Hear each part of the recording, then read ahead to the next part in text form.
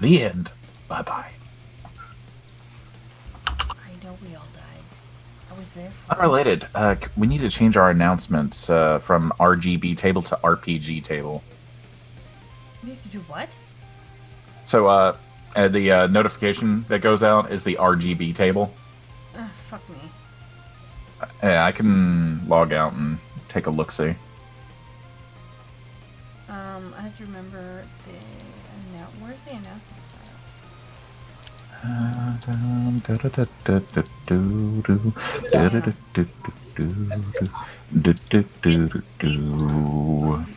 What the Oh, hell? we're live. Yeah. Yeah, I know. The mic's live. I know. Yeah, I know. I I just don't know why ads are talking to me now. because the ads are assholes. Kidding. I know we're live and everything. It's just I just put the starting soon thing because I was looking for stuff. Ooh. I unlocked the badge. What? Ooh. I unlocked the badge. What? Oh. We're echoing. Yeah, we're echoing because of the speakers. I was trying to figure out where that was coming from because I was also watching it and I was hearing it like 7 times. Yeah, it's out of sync. You're good. You're good. Oh, so I can't log into the RPG table because Smalls has the Authy app on her iPad. Yep. Yep. I'm already looking. Give me a minute. Okay, I'm gonna look. You start talking in 3, 2, 1. There. And under the bus I go. Welcome to another episode of Take a Breath, our weekly review. Well, weekly-esque. Wait, a week-esque? It's Late. the once in a while review that we do of episodes whenever we have of Vampire the Masquerade, particularly our Last Breath. There's the C word I'm blanking on. Chronicle. That's the word. I'm a professional.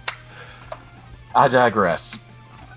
So, weekly review, week-esque review of Last Breath. I'm joined today by, obviously, myself, Frank, James DiSerono. What? You're pointing at me. Yeah, I was gonna go. You were introducing yourself, and I was just going. I always point down to other people before me. Okay. And William. And on Twitch, known as the Rono Gaming. That's Tanari. She plays Olivia. Say hi, She- Tanari. Good day. And last but not least, the glue that holds us together, and we throw the plans out of on a weekly basis. I don't know why I do this anymore. Well, mostly because you love us. The plans. You know what? I've come to the point where I decide there are no plans anymore. Fuck it. I'm just gonna free range it and say, y'all driving the bus now. See ya, fuckers. And so you're a free range human. Yes, that's why you're still alive. Fuck. And let's go ahead and jump into this past episode. It was nice cruise control-y, easy mode. Nobody died. Well, nobody important died. Well, nobody important. Nobody died actually on died screen. this time. On Nobody screen, got nobody died. Nobody got into a fight. Wait, there was That no was a fight? close shave a couple times. Wait, who was gonna fight? All right, let's unpack this. Yesterday's scene opened up. Everyone awakening at the warehouse, aka Bat Cave Supreme. All I have to And, say is, at least we started off waking up, and it wasn't a rollover from from like 3 weeks ago. That would have been a fuck up. Yeah, that was kind of nice. That would have required a very large recap before we did anything. Yeah, I'm not all about that thug life right now.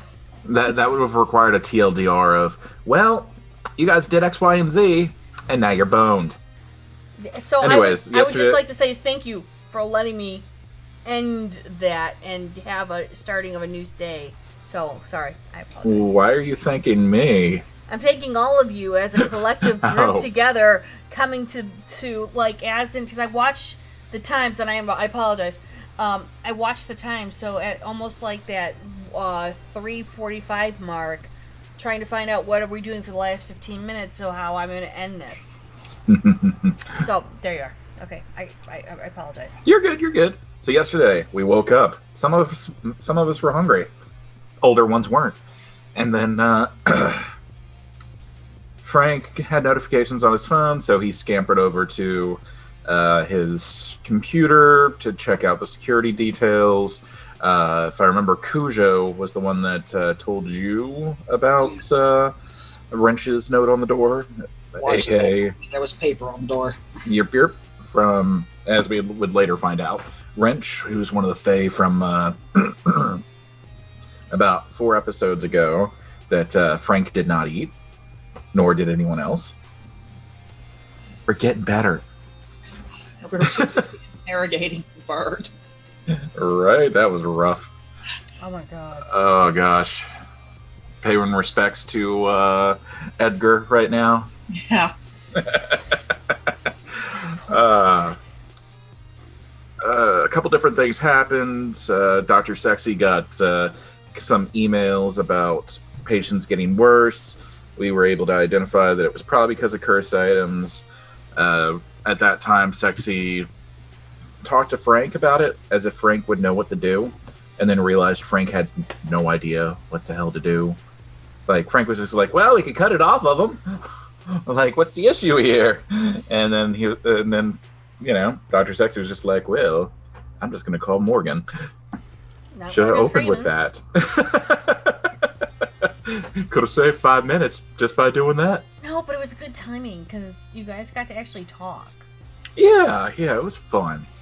But reached out to Morgan. Morgan was just like, well, lead-lined boxes, unrelated. What do you know about this box? And that led into a whole thing a little bit later on. Oh my god. There was a brief party split between Mommy and Daddy because they were fighting. It made it awkward for the remaining party members that were just standing there like, huh.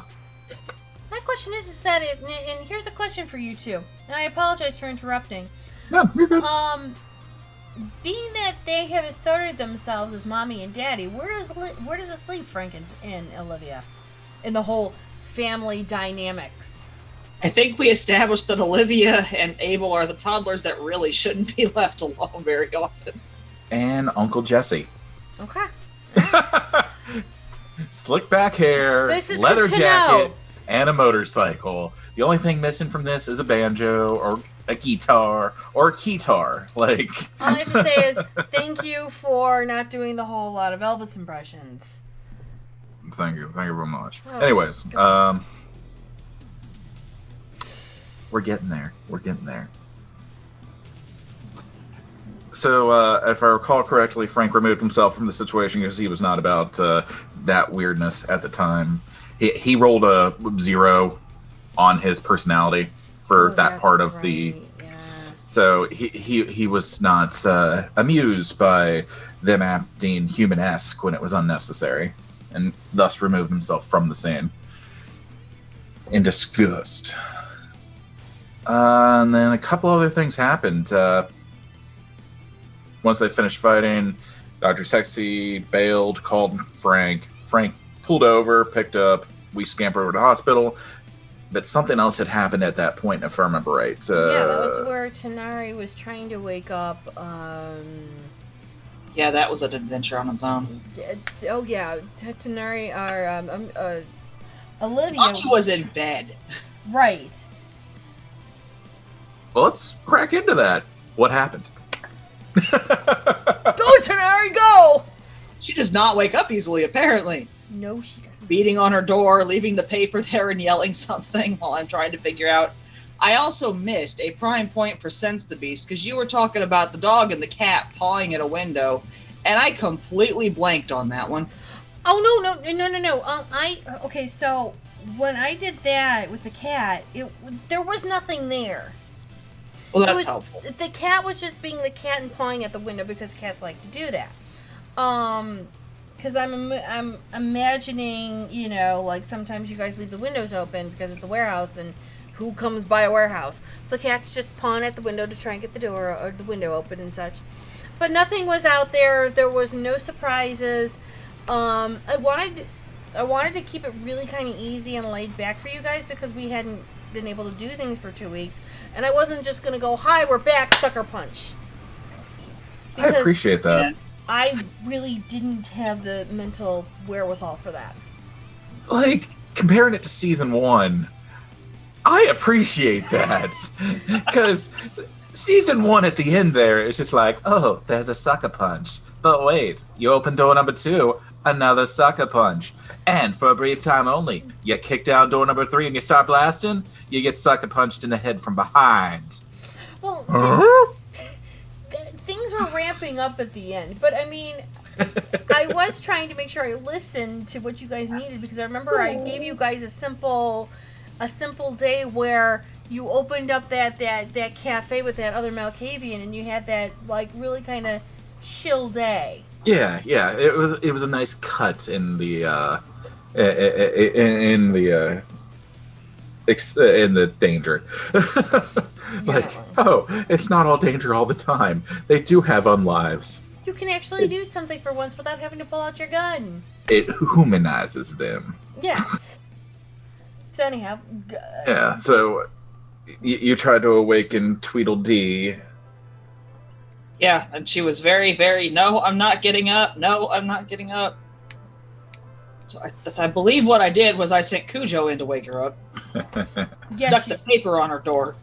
With doggy kisses until something got thrown, if I remember right. the pillow. No, she threw a pillow at the door. Yeah. Oh, yeah. That would do it. Which I found entertaining, because how often do you hear her throw anything?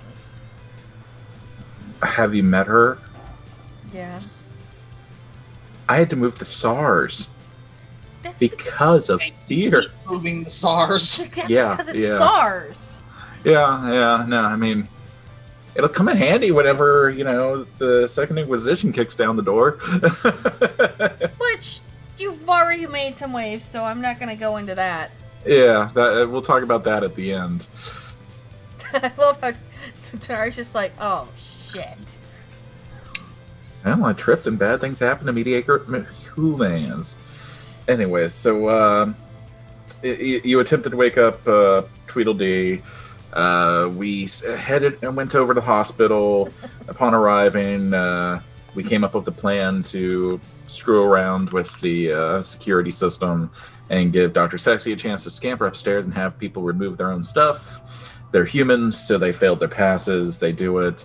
Memory wipes galore through cloud memory. I wiped the memory and made it look like we showed up earlier in the day.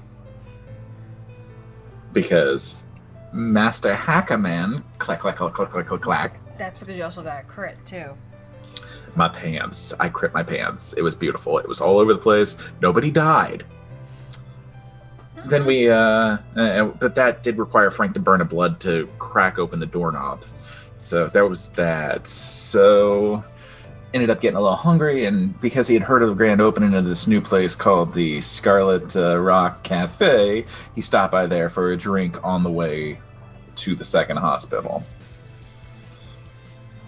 Which now, if Olivia or any of the other cast members want to go and get something to eat and they don't want to do their normal thing, they can go get a coffee or something, and that will replace one blood. So say you're like at 3 hunger, it will only replace 1.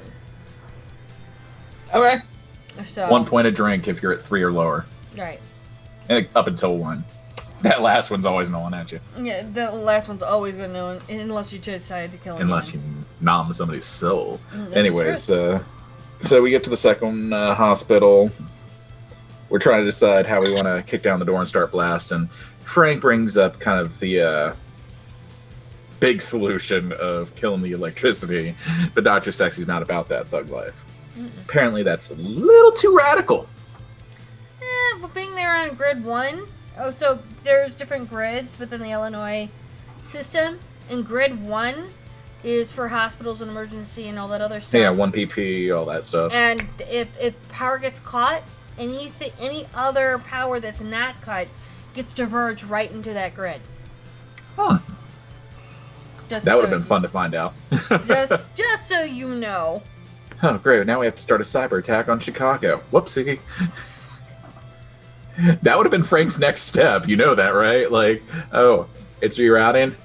I'm just gonna have to take it all down. And then you would have gotten a call from Gwen going, "What the fuck are you doing, and why are you doing it?" Again. New phone, who dis? Thank you. Well, I would have been in and out like a ghost. It would have been fine. Mm-hmm. I would have popped Clotho's gift to get in there and move faster than the speed of lights. The last time you said it's fine, you let out an ancient demon. You know, in my defense, we saw how that turned out. It was fine. Sorry, I didn't do that right. Fine. No. Better? Honey. Fine. You just got, Okay. It's a flick of the wrist. You got to move that quickly, like, girl. I'm sorry, it actually hurts when I go from up here to like right about here, and when I go further down, it's just like ow, ow, ow, ow, ow. Carpal Okay. tunnel! Well, then why don't you just do that, Wait, you can do that? honey? Please.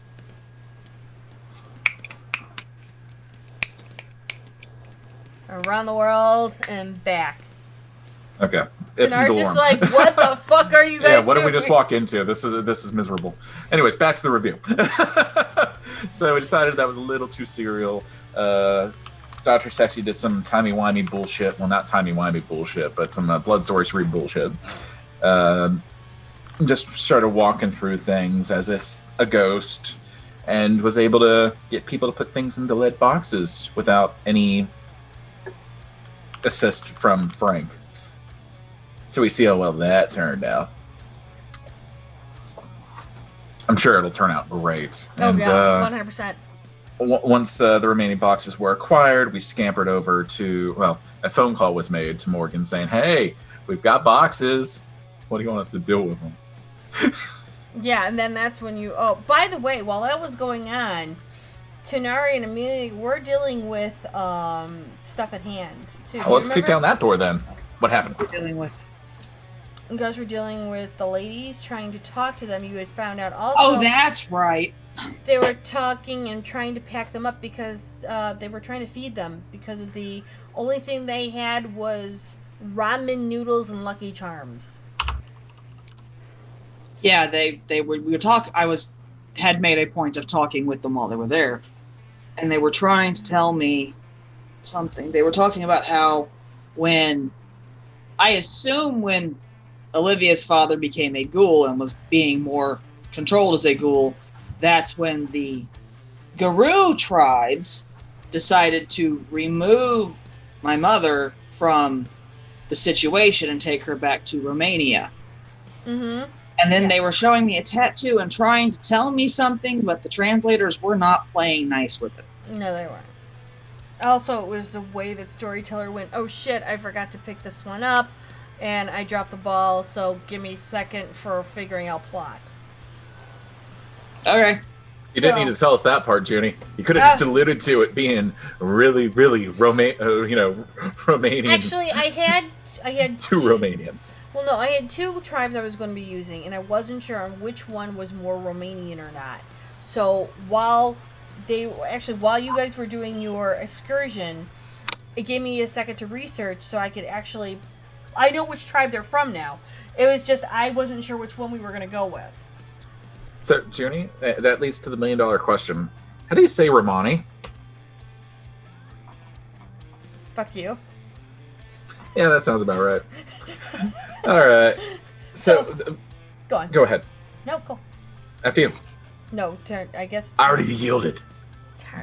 Okay, so they so they had a talk, and so they realized that, well, with the translators being down, they really couldn't decide on, or couldn't really find out what tribe she was from.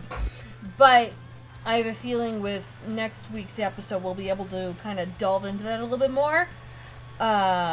Also, it was giving her the chance to understand that her mother's still alive, that she wasn't really abandoned, and it wasn't really the fact that Olivia was, not as alone as she thought she was in the world. Am I covering that right, Denari? I think so. Yeah, we just had a micro emergency. Sorry. No, you're fine. Just Oh, no. Not the gumdrop children. Not the gumdrop buttons. It's one of those emergencies that ends in the bathtub, so it's not that bad. It's just, oh God, move. Gotcha. Fair enough. Just keep it off the walls and ceiling and the floor. Yeah, if you can. And the animals. Yeah, that doesn't work. That's, Aw. yeah, no. So then, what else was Olivia doing? I knew that they were doing something. You and Amelia were doing something. We were mostly just, I don't remember what Amelia was, because she got a phone call or something. And then after I talked to the Romanians, I believe that's when I called Olga and asked why they had her business card in the pocket of an A-bomb. Right. And And turns out, Go ahead. yeah, Olga doesn't deal with that side of things. So I think what we concluded is that the Fae probably got a hold of the cards beforehand and doesn't keep pockets. This is fair. Yeah, I mean, it's less easy to track if you think about it. I mean, as we learned from like episode 5, you know, the Phantom Gabe, he could track down anybody through a spell. This is truth.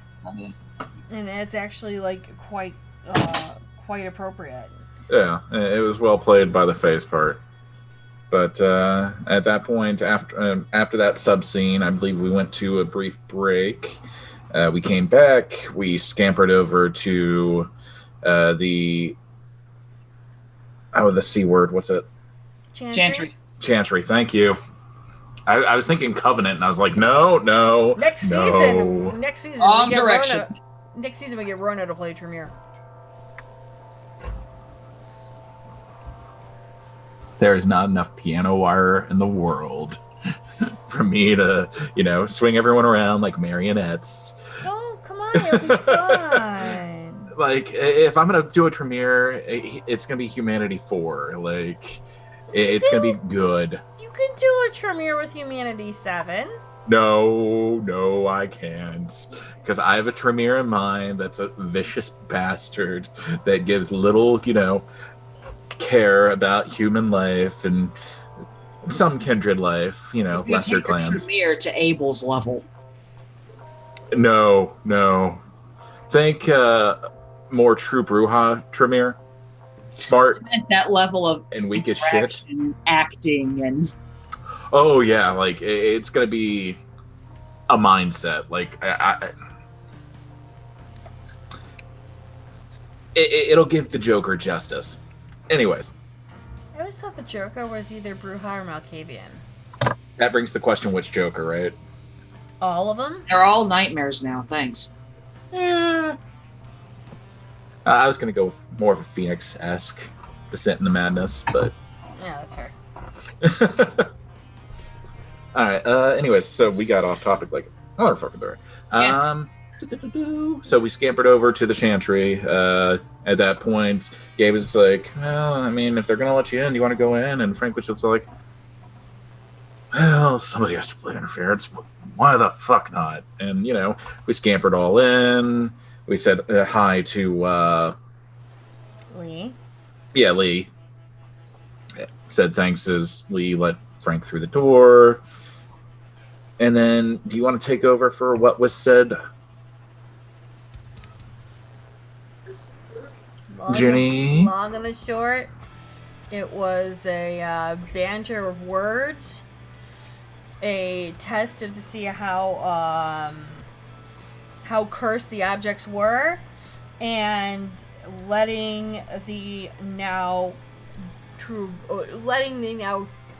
true kindred Bruja experience what it is to deal with the Tremere on an equal level. Yeah, I think it was a nice little fencing match there. I'm not sure who won, but It wasn't a matter of who was winning or who was. To Morgan, and I'll state this very simply: is Morgan doesn't find it as a banter, as in who's going to win this. but as a test of knowledge. Of test of knowledge, but also to see where the personality is coming from. She's looking at Frank and going, "So now you're real. Now you're one of us. How are you one of us? How do you think? Do you still have those remnants of being thin blood? I'm a science experiment. Are Fuck you, her. Are you still thinking as a human? How have you changed from me knowing you as a thin blood to now you as in being what you are? See, I And- took it the other way, like as a snuff her nose at me kind of thing, and She always does this with for Morgan. From what I have kind of brought into my mind, Morgan is an old Tremere from the old guard. So it's more the fact of, and mind you, normally nobody goes into the Chantry except Tremere only. yeah, and I was a thin blood that went in once, so And there have been exceptions to this rule. The Coterie last season was a big, huge exception. Frank this season has been a big exception. But as you see that the plot is going, at times, people have to go into certain areas where they're not allowed because they have to see where certain things are going and how that plot line's going. And for Frank, I think it's another test to show that he is kindred is by actually going toe-to-toe with Morgan. Morgan is amused by this. She finds it fun and interesting because it's seeing, okay, this once thin blood kindred now thinks he's on par with me. Wonderful. How on par really is he? And can he actually handle me because I am so many hundred years older than him? Now, am I going to beat him with wits? Am I going to beat him with knowledge? Am I going to beat with this? That's inconsequential. yeah. The fact is that she likes challenges. Got it. Okay. But So that was her mindset. But the same point, he had to prove himself. Mm. And you might do that now, and you might say that now, but Mm. a kindred can prove themselves and stand up to people, especially a Tremere who always is. You think about it, Tremere are always being looked down because they're the usurpers. I mean, only by the Ventru. The Malkavians look at them like they're, oh, well, they know magic. They're fun. There's some do, some do not. Bruja, Yeah. Ventrue, Toreador. There are many that look at them down as a usurper still, and they still remind them of that. But you look at it from the standpoint of he's a Bruja. Yeah. How long until he goes berserk? Never. How many buttons can I push till he loses his shit? Never. That's the point that Frank is not seeing. Frank Yeah. is not noticing this. She's pushing buttons. Yeah. And I mean, I was rolling the entire time for the record.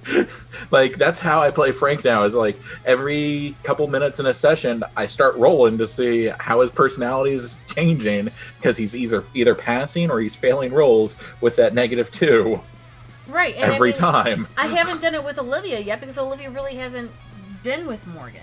Yeah, that's So fair. That's Olivia hasn't been able to handle the Tremere because, again, haven't been able to do it yet. So it's more the fact You'd that like to avoid Morgan. fair. Yeah, well, good fair call. enough. But that's where Morgan was going into the fact of having that toe-to-toe because also he was running interference for Gabe. Yeah, exactly. Which worked out wonderfully because Auntie had an issue with Mummy and Daddy having that correspondence until Frank put it on the light of, well, you know, I'm pretty sure this Tremere here is just playing with the Malk. Yeah, but here's the thing is, did they really stop the questioning that Morgan's going to give Gabe? No. Or did they delay it? We delayed it immensely because she's going to have other things that hits her fucking plate real quick. Oh, hold on. Oh, Dang they it. already hit her plate. I really don't like it when she picks up dice in this session. I think it's perfectly fine because, you know, as we've learned with Junie, unless it's written down.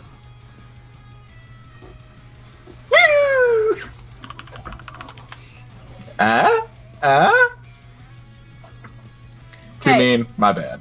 No, you're fine. I find it funny because it's always an interesting point and an interesting step when I'm doing stuff like this because I don't know what I'm doing or when I'm going to do it. Or the dice tell me what's going to happen, and if If it's like a 10 or below, shit's gonna happen. If it's 10 or above, she's distracted. that's why I was rolling a lot of d20s yesterday. Oh yeah. Speaking of which, I guess it's a good thing that they ended up picking up Josh. Yeah. Oh, Good. you didn't even mention that at all. Like Yeah. yesterday. Yeah, the Do you want opening to tell the text was class? that opening text from Gwen was, "We've got him." To which Frank replied, "Do you want me there?" And Gwen was just like, "No." Yeah, can you imagine what that's Good gonna call. I figured I'd throw it on the table because it was my favor. You know what I mean? Like, but that was also brought up briefly when we were speaking with Morgan. That something about blood of our enemies or some such nonsense. be? What, the blood of our blood? What? It wasn't the blood of our enemies verbatim, but it was something alluding to Josh's blood. Oh, you didn't understand that, did you? No, I caught on as a player, but Frank, he did no mind. He just figured it was just, they're going to drain him dry, so be it. But I know that's the chalice thing that we did that probably dropped our gins in the past. Oh, no. Well, yes and no. Okay, so for all those kids that kind of missed all the fun, a while back, I think it was 2 sessions ago, James got a favor from got a boon from the prince. You mean Frank? Frank. Frank, thank you. And what had happened was in the last session we had done prior to this one, he called in that boon to do a blood hunt on Josh. The traitor. Right. That blood hunt is now on, which is what Frank got on his text at the beginning of session. He wanted to join, but Gwen said no. So It's a Camarilla blood hunt only, is what I gathered from that. Correct. Okay. However, what Morgan alluded to about you're ready, just remember to be hungry, is whose boon caused the blood hunt. So who ultimately gets to drain Josh dry? Let's Now- hope my sanity rolls hold. Now, all I have to say is, depending on if, I don't know if Gabe will do the ritual of the bitter rose so that you all drop in Jen. I don't know.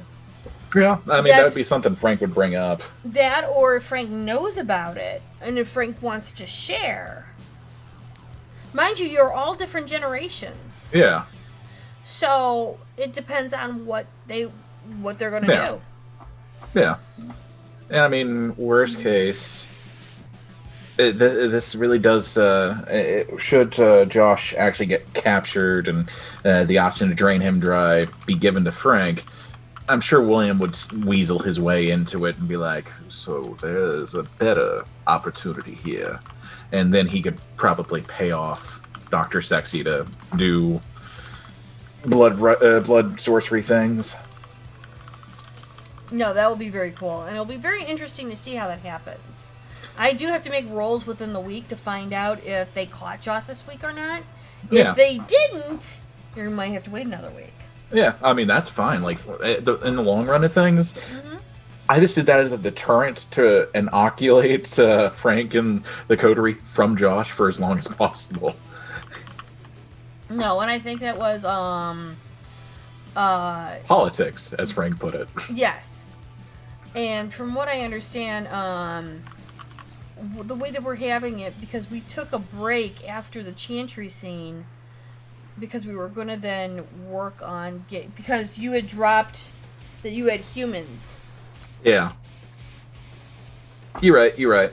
So once we picked up from that, calls were made to Gabe to verify, hey, did I actually mention humans? Yes, I mentioned humans. And then I called Amelia, at which point she was just like, I really don't want to call my brother. He doesn't owe me any favors. And Frank was just like, bullshit. Well, this is true, but then also that's where Amelia had to really kick into it, because Amelia had to call William to find out if they could do some stuff to hide the humans in his place at Tony's Pizza. And he was not about that, but then they went through the dog and pony show of talking to Tony, and then they talked to some rando person that picked up the phone over at the Scarlet Rock, and then it got passed over to Karen, and then it got passed over to William ultimately. And he is thinking about firing Karen, for lack of a better word, at this point in time. But that's to be seen. Well, I think it was more the fact that Karen was actually going by the rules and regulations that were stipulated in the cafe, and therefore was trying to explain I am the rules and regulations. not by Illinois state law. However, being that said, and it was all on now poor Tony. Tony kind of We're going to get the poor boy some help. bless his heart. Like, that is actually going to be William's goal over the next couple weeks, is finding some competent subordinate help for Gopher projects to But ease. he's effective and efficient. Tony. Oh, he's going to be effective and efficient in a management role. And whenever... He's on the rate he's going now, he's going to be effective and efficient at the morgue. Oh, that's only if he keeps doing, like, pure shots of espresso. Like, a quad Right? shot of... I mean... If you think about it, when you go to Starbucks and you ask them for a cup of espresso and they say, okay, so 4 shots? No, 20 shots. I want the 4 shots at the bottom, then I want you to keep pressing it. And then I want you to add one of those energy packets. So it costs $18.97 for a cup of Venti espresso with the one energy packet, because that's all that they can sell based on like FDA guidelines or some shit. And it's still a stroke in a cup. Exactly. Mm-hmm. And I'm pretty sure Tony's having like 3 of those a day You're not wrong. because he's up at all hours. God. No, we're gonna get the poor boy some help. That's something that William has come to the realization that he needs to expand his projects. No, I find it funny because Tony turned around and made sure. Actually, he redid the entire audience hall from what Josh had to a living, decent, free-ranged apartment for the 2 ladies. And of course, he went above and beyond. He did everything that he could to make sure that the women were going to have a comfortable time. That he wasn't going to upset upset William. And making sure that William knew that he was being effective and efficient in his dealings with everything. I might just glamour or mesmerize the shit out of him so he stops saying that phrase. Well, he did turn around and compel him to make sure that he was effective. That he worked effective and efficient, not to announce it to the entire... I think since taking over for Josh, William has had to learn a little more subtlety and forethought. Well, And he's getting it. he's had forethought. Like, let's be fair. Yeah, but with the big crap, not in these little things where he's... That's fair. He's good at the macro. He sucks at the micro. Yes. And that's where he knows his weakness. And that's the reason why the goals that I had sent Junie weeks ago were to establish councils to better handle the micro. Like, there's a council of Day Watchers that keep an eye on kindreds that are a group of either ghouls or thin bloods or a combination and all that kind of thing.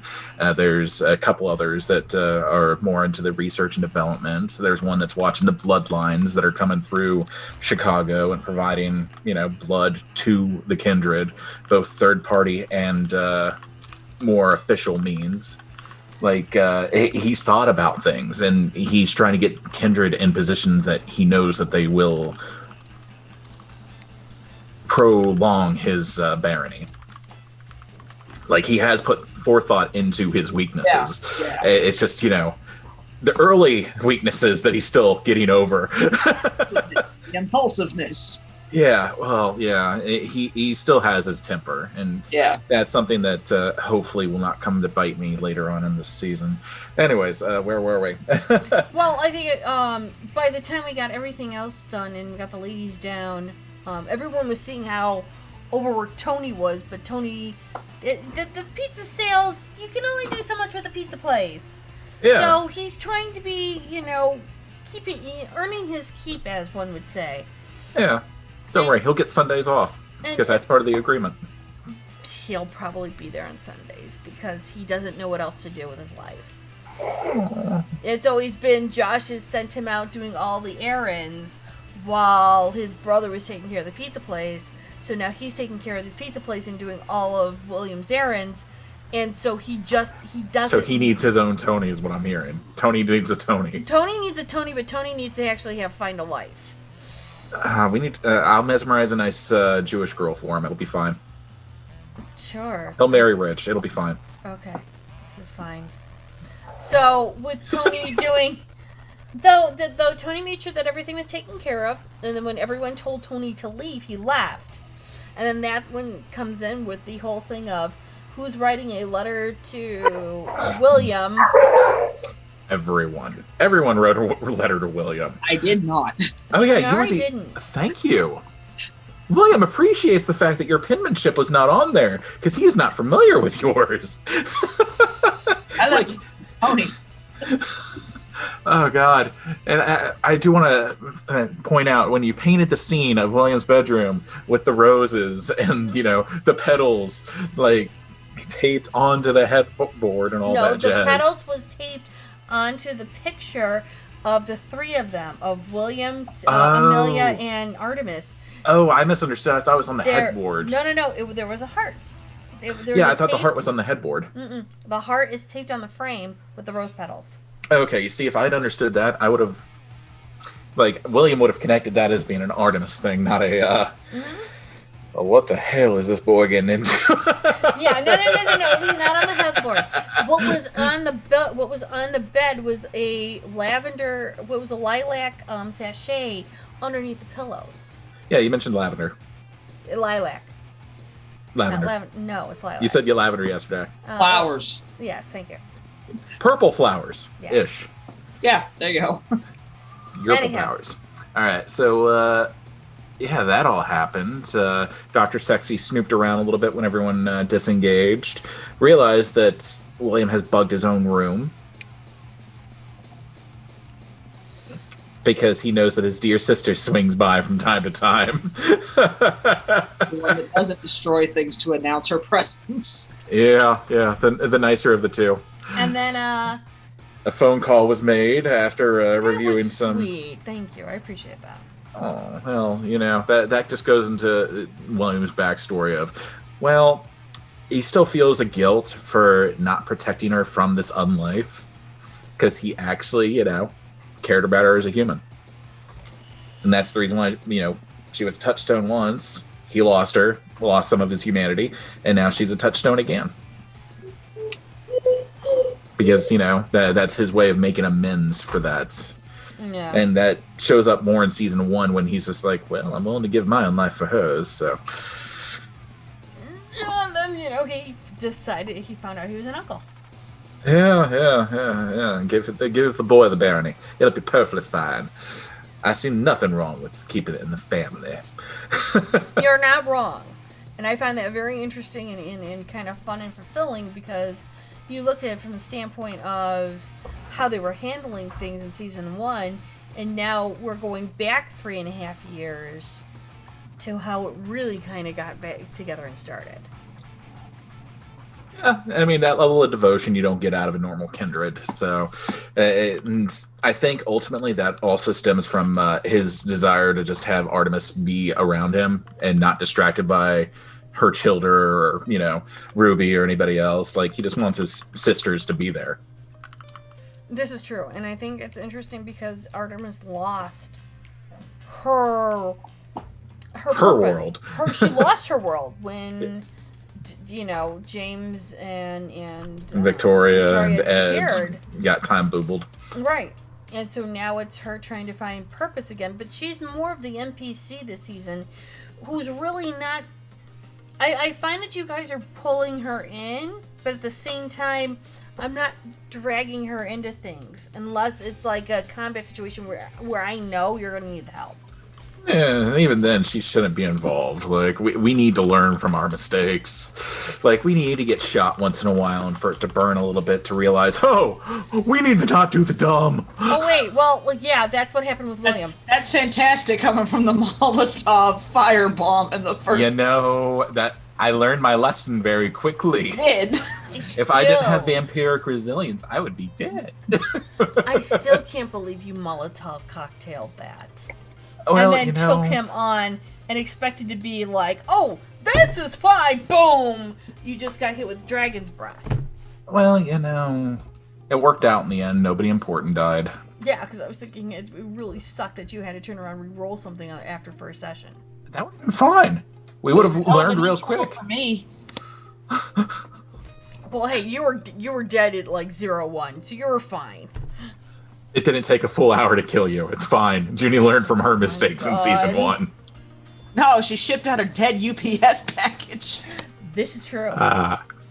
Anyway, so a phone call was made between William and Artemis, the dear sister. An offer of the position of Reaper was provided, but she declined because Camarilla and also its, other sisters. Right. And the scene kind of faded to black. Nothing terrible was happening in the shadows. It was a nice, easy way to end the night. Unrelated, it didn't really end with that. It ended the next day when Amelia received a package with a bunch of stuff from William's shop. Yeah. In the name of Artemis. This is true, because I thought it was a nice, sweet way of kind of just... Because again, we had come off of a 2-week break. Let's give a nice episode before I turn around and go, oh, by the way, remember this is the world of darkness, and boom.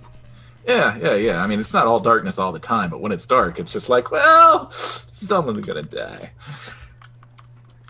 right? Oh, absolutely, not really. No.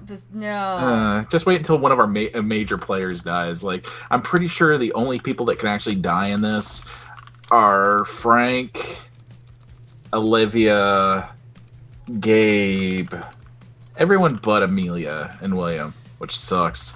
Unless this is an alternate timeline. No, we didn't do alternate. Not yet. Okay, not yet. We haven't jumped that.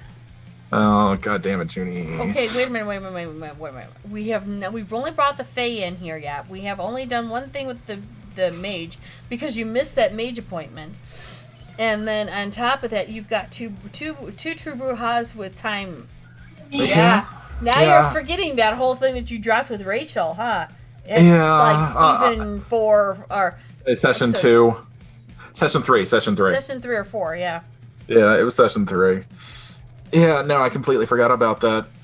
So, I mean, Frank's been dealing with other things since then. Yeah. So, we really haven't brought in the mages. We haven't brought in the Guru yet. The Guru have been mentioned because of Olivia's. Yeah, and the A-bombs. The Guru. I mean, they're there. I mean, that's that. They're Scooby Grooby Goos. Yeah. But, I got you. But yeah, so I'm really enjoying playing the Chaos Ed and the Abomination, which we will see more of. Until they're killed. I assume we see more of an Abomination until they're dead. They're not wrong. Yes, I brought an Abomination in this season. It's only one, and it only has a little temper. Well, it's many people don't know it, but or you guys don't know it yet, what the tribe is. But when I say this, I'm sure Mixtaper Studios is going to be like, oh shit, it's a Get Offendress. So I'll just let that one go, and people are like, oh fuck. We can die, clowns. And on that note, let's go ahead and dump into the NPCs that are in play that as of this past session. Well, Gwen and Artemis are always in play at the moment. Yeah. Josh is in play because of Blood Hunt, but he's also trying to be Baron or Schaumburg. Schaumburg, for those that don't know, is the last official city before the Goblin Road. The Goblin Road is the space between Chicago and Milwaukee. And being that there is not a whole lot of large towns or cities between those two main hubs, Schaumburg, which is off of the 294, is kind of like that last hub before you go into absolute fucking wilderness. And there's a lot of forests and such like that where the Garou like to hunt and be, and that's where they actually avoid Prince Kevin Jackson's blood hunt.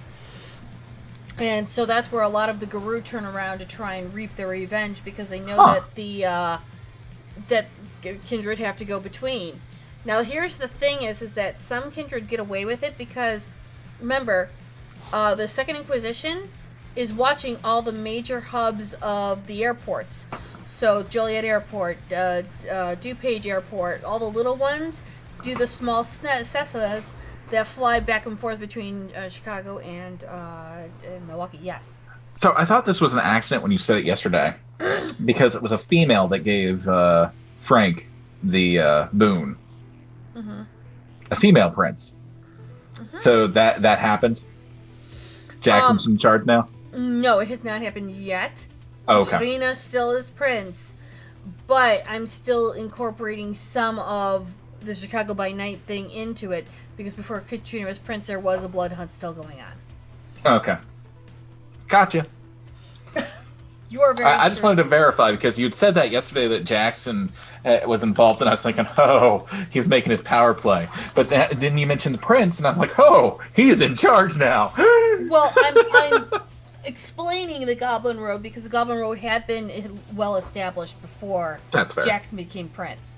Okay. And being that other princes have tried to kick out the Garou from the city, that Goblin Road was already established.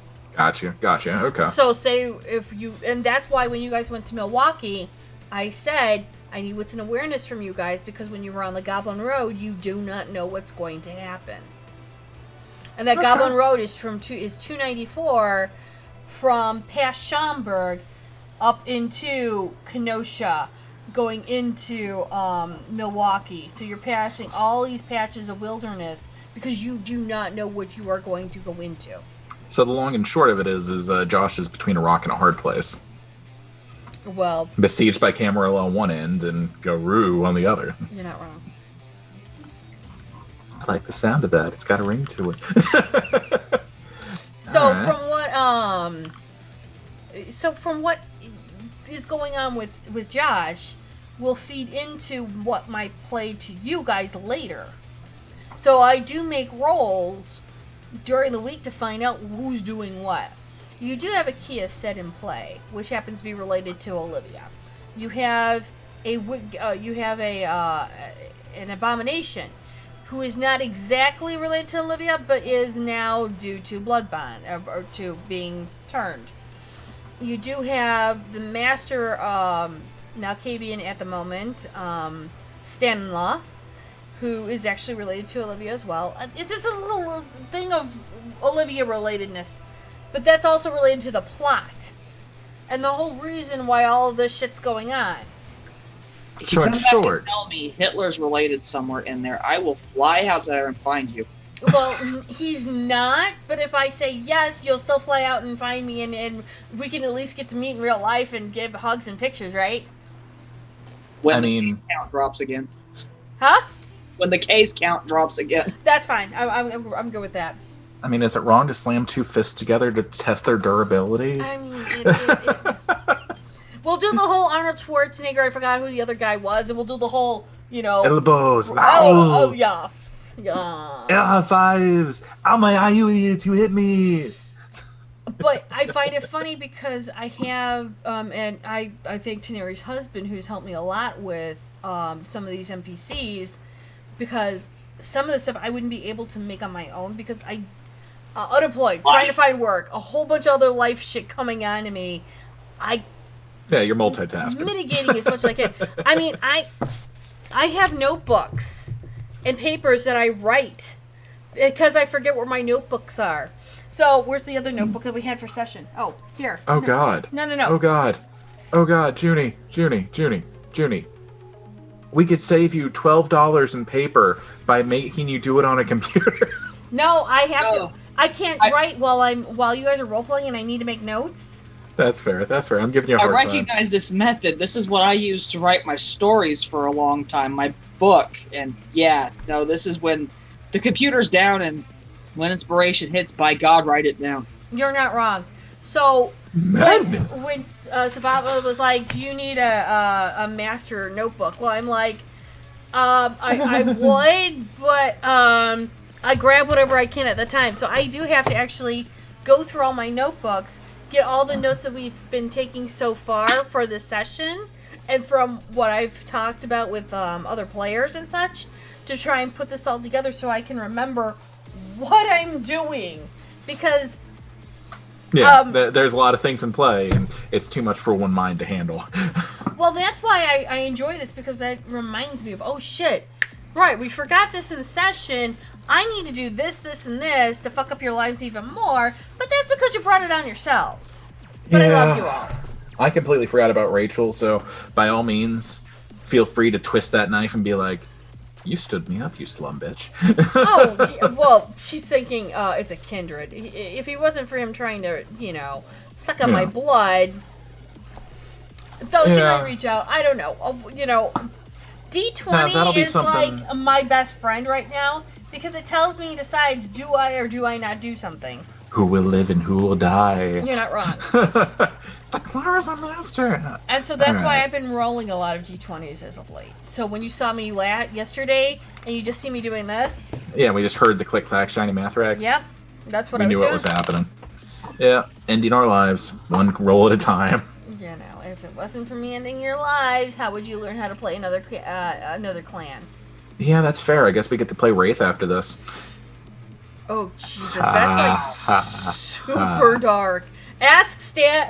Ask. Oh no! I've learned a little bit. It is my level of fucked up. So Nerdy and I would spend the entire time without our headphones on, is what you're saying. Yeah, like sobbing into like onesies and stuff. Many Linguisines. The Linguisines. No, not will even become- linguisines anymore. We upgrade that to whatever your project is that you're working on. Knitting. Yeah. Knitting, Yeah. You would just use that to hide. I mean, it works because it blends in with your virtual backgrounds. So you Yeah, just put it it- over, and it's just like, can't see me now. I have to say, An invisibility cloak.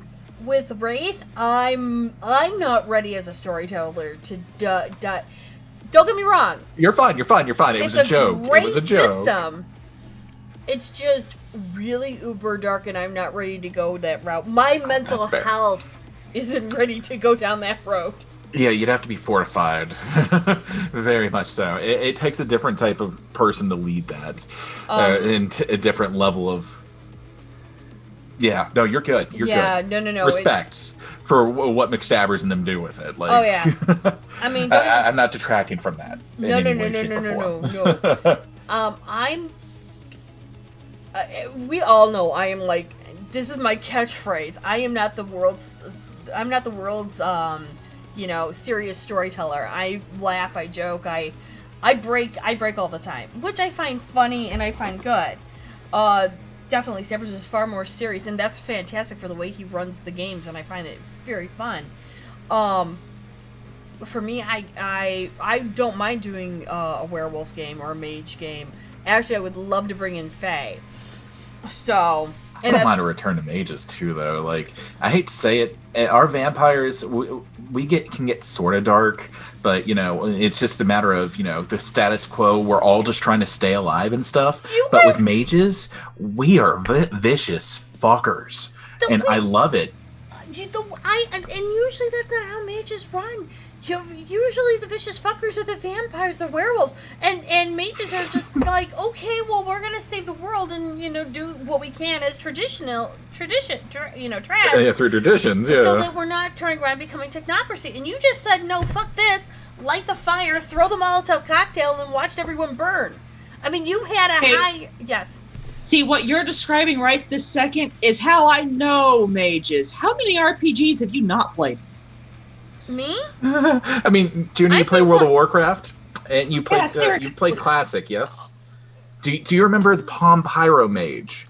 Oh yeah, yeah. No, Presence of Mind, and then Pyroblast. Right, but Like, if you're not cranking out a big number, you're not happy. well, okay, I understand that, but that's not how Mage the Ascension. That's not how real life works. Mage, yeah, that's not how World of Darkness Mage is played. Surprise, motherfucker. And so what I find fun, and this is what I find funny also, and I don't know if McStabbers has noticed this too. I've been doing this now for 28 years. You won't run a major. I have no problem running those. I enjoy those. What I find funny, and I've been noticing this a lot with Critical Role, I run a game for D&Ders to teach them World of Darkness. And as I've watched Critical Role, it has explained so much to me about how D&D is played and how they want their chronicles to roll. So for me, yesterday was my experiment to see how Critical Role has helped me as a storyteller. See, and I've never played D&D. I've played no. I've never played D&D till it's full for a complete Chronicle. I was in Nerdies and I was in Mystics games. I think we fizzled out, and it wasn't any problem with the storyteller or the story. It was times and situations and real life that burnout that right afflicted us. And the thing is that I never really played a full Chronicle, which is okay, and that's understandable. I think we got up to level 3. Yeah. I mean, I was kind of liberal with the experience, but yeah, you guys were like level 3 or level to level 5ish. So I mean, somewhere in between, because you were starting to look at artificing or something. Yeah. So that would have been 3. about 5. About 5? I think about 5. Like you guys were getting there. Like another 2 sessions. Like I was liberal with it because I know that the magic number's 5, and after that point, I would taper it off. So 5 sessions would be level 7. 10 would be level 9. Just amp it up slowly because. Anyways, neither here nor there. I just didn't have the fortitude to last that long as a creator. And that's fine. I think it's more the fact of I'm learning all about this now. I'm actually understanding the roles. I'm understanding what the rules are to actually handle role-playing a session. So that when you say, okay, give me a perception check, I can go, I know what that means. I roll my d20, I add my modifier, that's my answer. Now Mystic's like, oh my god, little Judy's grown up. Yeah. Carry on. You're good. So, from what I'm trying to do now is I'm modifying my World of Darkness roleplay because it's a very political, it's a very role, as in ROLE, playing style. As opposed to a roll. ROLL. Yeah. And I'm trying to now make the understanding of how to bring a more D&D styled chronicle and have would be the main part of it and try and blend the two together. Plus, I'm also trying not to use all Matt Mercer's catchphrases. How do you want to do this? Exactly. So I mean, I think that's the best. Just oh, you crit your pants. I'm gonna give you the luxury of ending it however you want it to. Right. Like there's some gratification there, but we're getting kind of, loosely off topic-ish. Well, I think it's more the fact that I'm trying to explain my now perception. Well, it's how I'm starting to change focus. How I'm trying to rewrite my episodes so that I can tell you who's in play, what NPCs I've got, where the story is going, so that when Tanari goes, oh sweet Jesus, what are you throwing at me this time? I can say, because I can't really go into it saying to you guys, okay, this is what's happening now, how are you going to do this, and where are you going to roll your initiative? But at the same time go, look, here's your story, and this is where you're wanting to move. You drive me, and I'll tell you what will happen after that. Yeah, so you're reactive. I'm trying to. The last 2 times I said that, I wasn't talking to you. Oh, no, I know. But I look at it from the standpoint of, as a storyteller, when I'm throwing this stuff out at you guys, I'm throwing it out into you guys in a way that you guys enjoy, because you're going to react to it and then respond back with something else to continue this narrative on there. If that makes sense. Yep. Yeah. Okay, good. So with your NPCs in play, by the way, at some point I would like to do a brief talk with you as William, because you got 2 new goons. Yes. Tell me what? Goons. Bruisers. Yes, pretty much. Yeah, they're going under Smalls. Bottom line. That's fine. Victims. Yeah, they're going to be part of the Thorns Council. That's fine.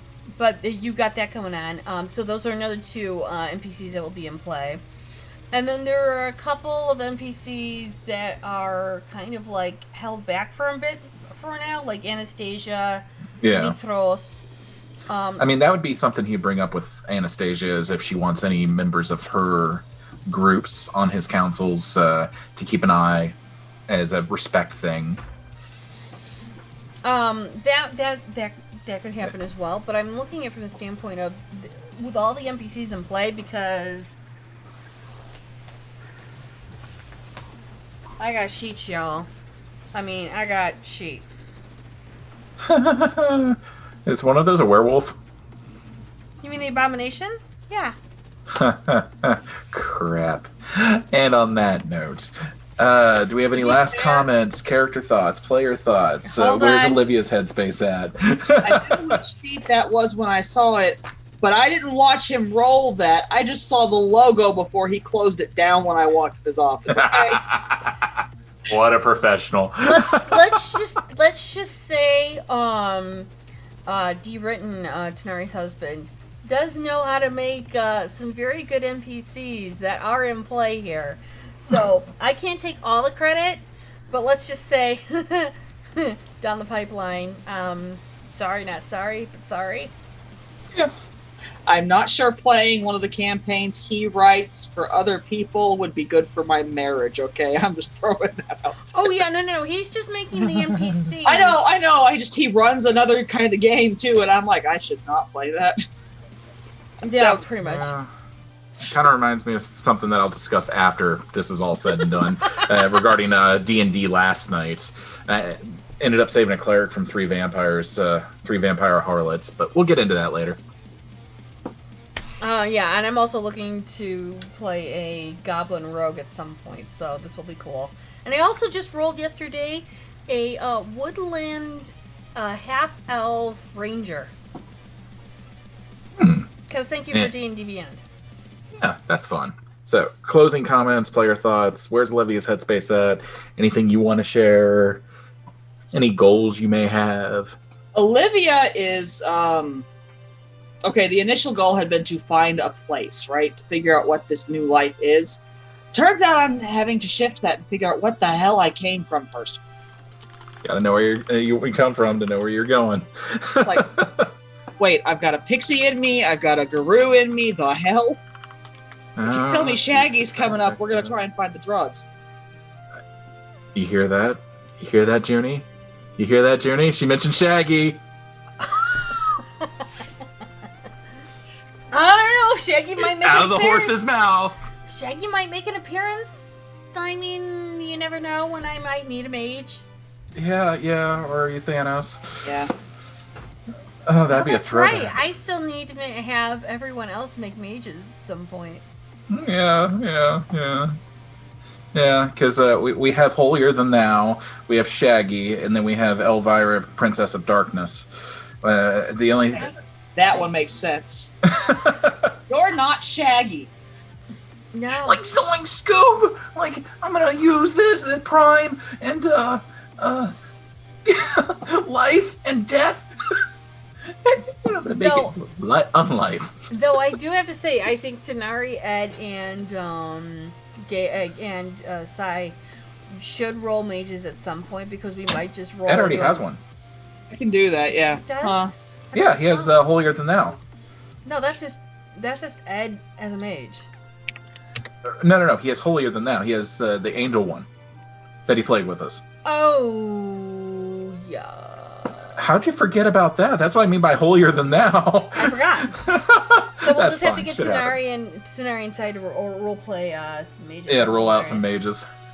Yeah, actually, McStabbers, we sent Scooby Snacks to Tanari to welcome her into the world of darkness because she's role playing the Gangrel. They keep referring to my literal real life children as the Guru. So while You we're can hear them in the back of the stream periodically yelling. the Guru are awake. They're Hello. yowling. Yeah. Well, Alright. when you can make light of in real life noises and just kind of roll with it, I think that's the best thing we can do. I ran with that That's car alarm that was going off that one time, but we're not going to get back into that again. That was was- funny. All I You have to ran say with is that that was so weird. well that I wasn't sure if I'd heard it or not. Oh my god, I was just like, what are you talking about, a car alarm? Okay, what's happening? And then you were like, it's real life, and I'm going, oh shit. I ran with it though. Anyway, so that's Olivia's mind space. Where's Frank's mind space? Frank's mind space is, I mean, he's in a really good place right now. Like, he's kind of on top of his unworld. So he might just go on holiday for a little bit, just unwind. He's got cash and scratch to maintain his lifestyle for a short period. And, That's fair. I mean, well, like cruise control until something bigger comes up that his Baron needs, and something threatens those vampires he associates with. which I find interesting and funny at the same time because you never know what Frank is doing, and Frank has dropped several things on me, and I'm going, oh, I didn't expect that. Shit. Yeah. I mean, he's kind of the sleeper. Like, he plays vampire how vampire is supposed to be played. Down and dirty. Yeah, and it's getting to that point where I'm getting good at it, and it's really helping my William. Yeah, that makes it difficult for me. But at the same point, maybe Frank can teach Olivia a thing or two about it. If she says, hey, teach me to be a vampire, he'll probably spend time actually teaching her the real meaning of vampire. The list. Down the road, there's just a whole lot of figuring out what falls where first. Well, you That's gotta know what you are now to make sure that you don't fuck up where you're gonna be. Especially with that whole the Gurus in the background. I'm like, what? Wait, huh? How do these rules work? Yeah. That's where charts and graphs are gonna come into play. Like, I imagine Frank would probably actually take the SUV for the first time ever, go out to Walmart, get like a whole bunch of those big, project papers, and just start drawing out, here's Kindred, how this works. Here's how, everything else works. Here's how humans work. Here's what you have to worry about with this. We shouldn't piss off. This color's for the people we should kill. The only ones that are green are the ones that have our names. Everything else is blood red. I think it's Because everyone's an enemy. well. I mean, and it also depends on how you could turn around, and this is where politics come into play. Where you've got, how does the vampires turn around and make sure that they're doing, how the vampires are turning around and doing their stuff with not pissing off the Guru and not pissing off the Fae and not pissing off mages, or how the mages are turning around and making sure that they're all shit's good and they're not pissing off the Guru, because with the Guru Kern, that's a node for mages. So it's like, oh my god, they've got power, we need the power, but then the Guru are like, no, this is our place, fucker, come at us, and we can bet you any money you're gonna die before we do. You see, I put my money on the mages. Mhm. Hands I down, think it like, depends on how many dogs are in the pack. yeah, even then, just, if you put up a time bubble around yourself, Yeah. So if you could, but you couldn't, because you also have to remember that Guru Yeah. can sidestep. yeah, they can shadow step through the Umbra. Umbra. Thank you. I was thinking the Void, but that's not right. The wrong one. Yeah, close. No cigar. What is Frank's his leadership's decent. His politics, yeah, he's got a 1 in politics, so bare bones. He knows how to play the game. Right. But Not I also, well. Well, I also look at it from the standpoint of Okay, good. There. Okay, good. What I think what we're also looking at is the politics of the game are highly subjective to what you guys are doing. So as you guys are in this game, you're changing the politics of everything else going in charge. So when you guys went in, like for Frank, when you guys went in, you went through the Anarch way instead of the Camarilla, Yeah. which he did. You guys talked, you didn't throw down. So everyone upstairs is going, okay, we can talk to the Where are Camarilla. the explosions? Right. They're expecting a throwdown fist fight. Nothing happens. Yeah, I mean, that's how Vampire's supposed to be played, though. Like, you only engage when you must engage. Everything else is politics, counter-politics, counter-politics, and The biggest chess move he did was to call in the Boon. What were you going to say, Tanari?